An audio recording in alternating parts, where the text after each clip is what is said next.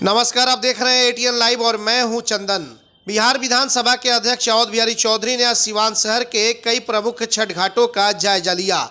दरअसल आपको बता दें कि दिवाली के ठीक 6 दिन के बाद महान पर्व छठ को मनाया जाता है और इसको लेकर के शहर के कई छठ घाटों का जायजा अवध बिहारी चौधरी जो बिहार विधानसभा के अध्यक्ष हैं उन्होंने किया ताकि छठ व्रती महिलाओं को किसी तरह की कोई परेशानी न हो। तो बिल्कुल आप तस्वीरों में साफ तौर पर आप देख भी सकते हैं कि तमाम जिले के आला अधिकारी, चाहे वो सिवान के सदर अनुमंडल पदाधिकारी सुनील कुमार हो या फिर नगर परिषद के कार्यपालक पदाधिकारी मनीष कुमार, नगर के थानाध्यक्ष सुदर्शन राम, तमाम लोगों की टीम और बिहार के विधानसभा अध्यक्ष अवध बिहारी चौधरी अपने तमाम सिवान के बुद्धिजीवियों को साथ में लेकर के और शहर के कई छठ घाटों पर पहुंचे जहां पर जायजा लिया।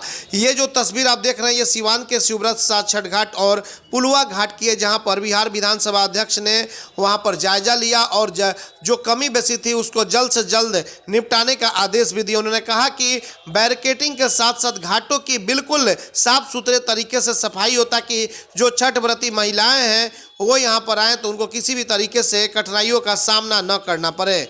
तो ये तस्वीर आप देख सकते हैं सिवान के छठ घाट की, जहां पर बिहार विधानसभा के अध्यक्ष अवध बिहारी चौधरी पहुंचे हुए थे घाटों का निरीक्षण करने के लिए। हालांकि आपको बता दें कि उन्होंने सीधे तौर पर कार्यपालक पदाधिकारी को यह दिशा निर्देश भी जारी किया कि सिवान शहर के जो भी वार्ड हैं उन वार्डों में छठ घाट जहां जहां आते हैं उन घाटों की भी सफाई बारीकी के साथ कराई जाए। और आपको बता दें कि दीपावली के मौके पर अवध बिहारी चौधरी जो बिहार विधानसभा के अध्यक्ष हैं उन्होंने तमाम अधिकारियों के साथ घाटों का जायजा लिया और उन्होंने कहा कि छठ के 2 रोज पहले भी हम लोग घाटों पर चलेंगे और वहां देखेंगे कि कितनी साफ सफाई कराई गई है। तो बिल्कुल आप देख सकते हैं कि कैसे जैसे ही बिहार विधानसभा के अध्यक्ष घाटों पर पहुंचे निरीक्षण करने के लिए अधिकारियों में हड़कंप मच गया और तमाम आला अधिकारी को उन्होंने निर्देश दिया कि बिल्कुल साफ सुथरा सफाई होनी चाहिए और पानी ज़्यादा है अगर तो किनारे में बैरिकेडिंग होनी चाहिए ताकि महिलाओं को जो छठ व्रती हैं उनको खास करके अर्घ देने में किसी तरह की कठिनाइयों का सामना न करना पड़े।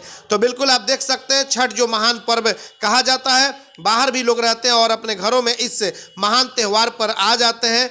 शाम में जो है आपको बता दें कि डूबते हुए भगवान भास्कर को अर्घ दिया जाता है और सुबह में उगते हुए भगवान भास्कर को अर्घ दे करके इस महान पर्व की समाप्ति की जाती है। तो एक बार और आप देख सकते हैं कि तमाम व्यवसायी लोगों के साथ जो अवध बिहारी चौधरी हैं बिहार विधानसभा के अध्यक्ष हैं, सिवान शहर के कई छठ घाटों का उन्होंने जायजा किया और इनके साथ तमाम आला अधिकारी मौजूद थे। सभी लोगों को इन्होंने निर्देश भी दिया। आप देख सकते हैं सिवान के सीईओ भी मौजूद हैं और तमाम सिवान के बुद्धिजीवी वर्ग के लोगों को लेकर के बिहार विधानसभा अध्यक्ष ने तमाम छठ घाटों का जायजा लिया, चाहे वो पुलवा घाट हो या फिर शिवव्रत सात छठ घाट हो। और उन्होंने कहा कि सिवान शहर के जितने भी जो वार्ड है उन वार्डों में जो भी छठ घाट आते हैं, छोटा हो या बड़ा हो, तमाम घाटों की साफ सफाई होनी चाहिए और ये छठ के 1 दिन पहले तक सब कुछ कर देना चाहिए। ये अधिकारियों को इन्होंने निर्देश भी दिया और अधिकारियों ने भी कहा कि बिल्कुल आप निश्चिंत रहें, इस बार छठ घाट की जो सफाई है हर बार होती है, इस बार भी बिल्कुल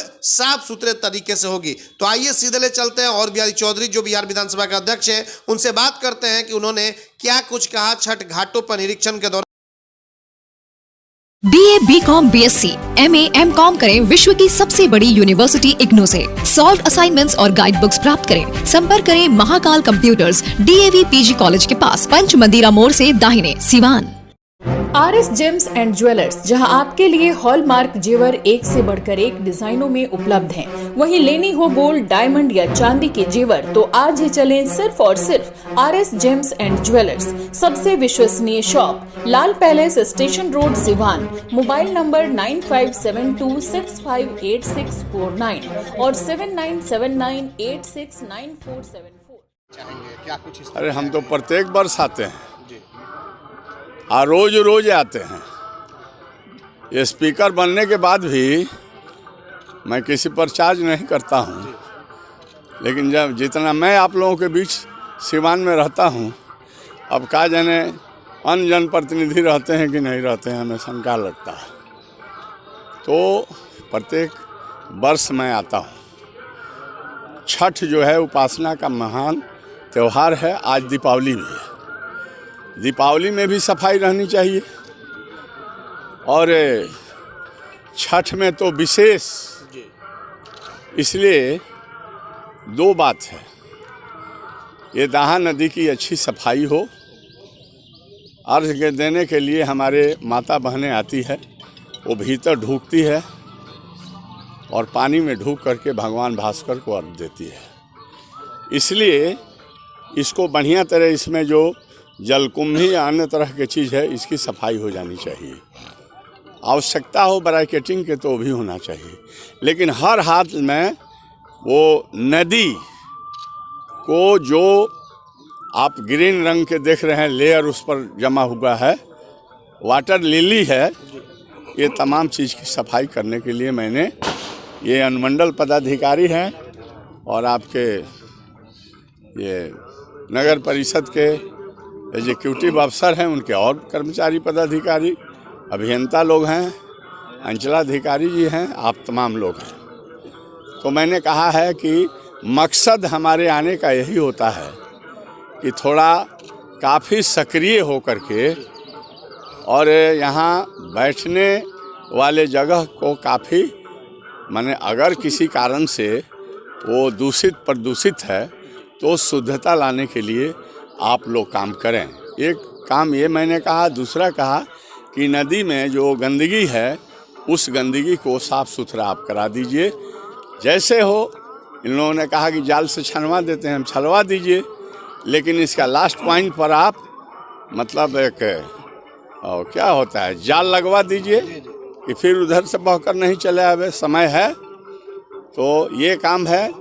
और फिर मैंने कहा कि विधि व्यवस्था के लिए अनुमंडल पदाधिकारी आए हुए हैं, अच्छे तरीके से, शांतिपूर्ण तरीके से।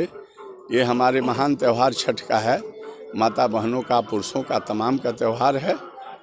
ये संपन्न हो जाए, किसी तरह का कोई मिसचीव ना हो, इसकी व्यवस्था अनुमंडल पदाधिकारी और इनके मातहत जो रहने वाले लोग हैं, हर साल ये लोग व्यवस्था करते हैं, इस साल भी व्यवस्था करेंगे। पूर्वा घाट या फिर शिवव्रत जो छठ घाट है, ये मुख्य घाट बोला जाता है। इसके अलावा कुछ मोहल्ले में घाट है, तो यहाँ पे विशेष सफाई पे ध्यान दिया जाता है और उन इलाकों में जो ध्यान देना चाहिए वो नहीं दिया जाता है। इसको लेकर क्या कहेंगे आप? कहाँ है?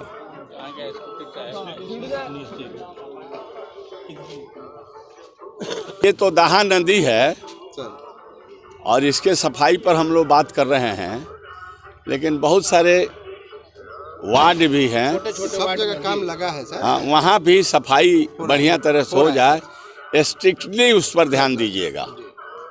तो मैंने आपके बात को नोटिस लिया और जो सफाई विभाग है उसको मैंने कहा कि छोटे छोटे शहर में भी जो घाट ना है, मतलब पूजा का जो स्थल है, जो जहाँ लोग जुटते हैं, चाहे यहाँ ही आवेंगे तो हर वार्ड में सफाई अभियान चलाना चाहिए। आपके तो सुपरवाइजर होंगे, आपके सफाई कर्मी होंगे, बांटे होंगे हर वार्ड में, तो उसको कीजिए।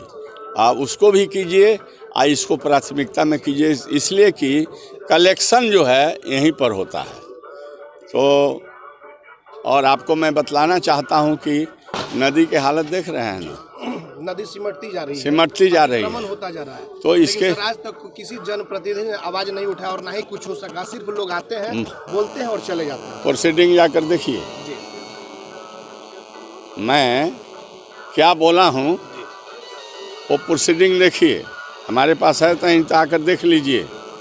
मैंने कहा था कि इसकी चौड़ाई कम हो गई है, इसलिए इसको नापी करा करके कम से कम लोग इसका दाहा नदी का जान तो बकस दें, क्योंकि सीवान का यह एक लाइफ लाइन है। एक ज़माना था कि इतने अच्छे स्वच्छ था कि शहर के लोग बाल्टी में पानी ले जा करके आज दाल गलाते थे, दाल बड़ा इस पानी से गल जाता था। आज गंदगी का भरमार है, तो मैंने इस चीज़ को किया है। ऐसा नहीं, अब कौन जनप्रतिनिधि क्या किया नहीं किया, मैं तो रात दिन करता हूँ। आपको इस नदी को मतलब इसकी गहराई या इसकी चौड़ाई बढ़ाने के लिए और ये अच्छे तरीके से मैंने एक मामला उठाया था और जो सिंचाई मंत्री थे उन्होंने नोटिस लिया, मैंने पैड पर भी दिया, अपने ऑफिस में भी बुला कर किया और सैद्धांतिक रूप से मतलब गोपालगंज से लेकर के और वो जो है सिसवन जहाँ जा कर के सरजू नदी में मिल जाती है यह नदी, वहाँ तक इसका जो है सैद्धांतिक सहमति हो गई है और DPR बनेंगे। और मैं समझता हूँ कि समय ज़रूर लगेगा, लेकिन इसका सौंदर्यीकरण होगा, इसकी गहराई भी, इसके पेट जो ऊपर चला आया है उसको भी सफाई करके इसके वाजिब जो नीचा गहराई जितना होना चाहिए उस पर भी काम इरिगेशन डिपार्टमेंट करेगा। इरिगेशन विभाग में बहुत है, जल निस्सरण डिपार्टमेंट है, आपका माइनर इरिगेशन है, लेकिन लगता है कि जल निस्सरण का ही यह काम होगा। तो इस पर मैंने काम किया है, सो आपको बतलाया कि ऑन गोइंग, और इसके अच्छे बनाने का काम मैंने किया है। ज़रूरत तुमको लगेगा तो उसका कागज़ पत्र भी उपलब्ध करा देंगे, झूठ नहीं बोलते। हाँ, वो फालतूगिरी कहने का हमको आदत नहीं है, जिसको बोलना होगा बोलते रहे। जो रात दिन हम इस शहर के लिए या इस ज़िला के लिए करते हैं, कि अगर छठ मैया के जगह पर आए हैं तो अब वो छठे मैया देखती होगी कि मैंने क्या किया। वार्ड का चुनाव नहीं हुआ था तो आप कई जगह गए थे, कितना मैंने नाला आया, कितना PCC बनाया इस शहर में।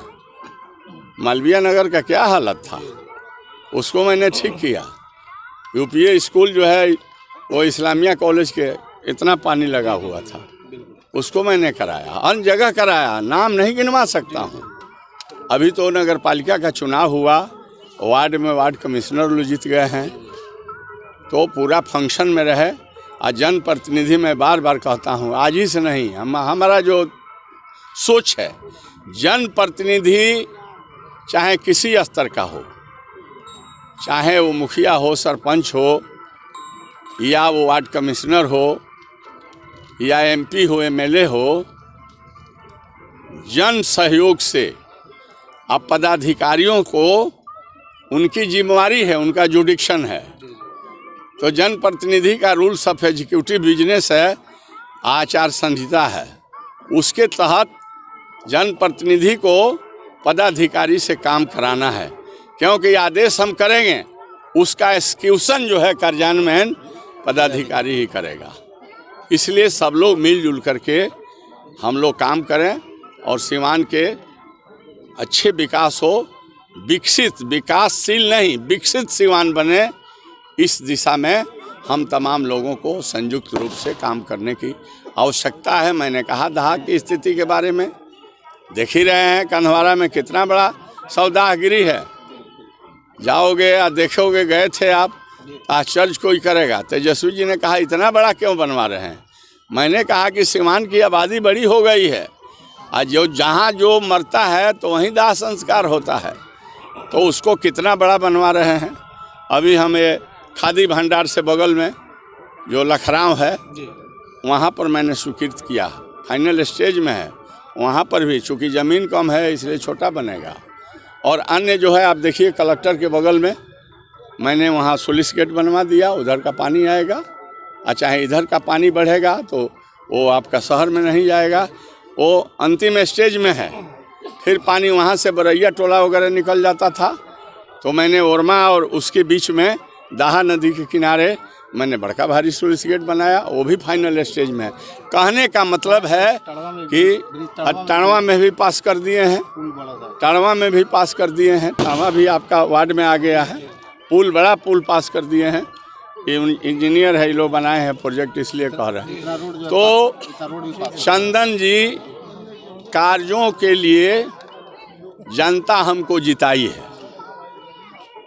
हमने एक जनप्रतिनिधि का जनता के प्रति क्या जिम्मेवारी जवाबदेही हो, उसको मैं शुरू से ही समझते रहा हूँ, और आज भी मैं आपसे कहना चाहता हूँ और जनता से कहना चाहता हूँ कि अगर मेरा आचरण खराब हो जाए, अगर मैं आपका सेवा नहीं कर सकूं, आपके साथ हमारा मधुर व्यवहार नहीं हो, तो हमारे जैसे जो नाकामयाब आदमी होगा, चाहे कोई हो, जनता अपना वोट न दे।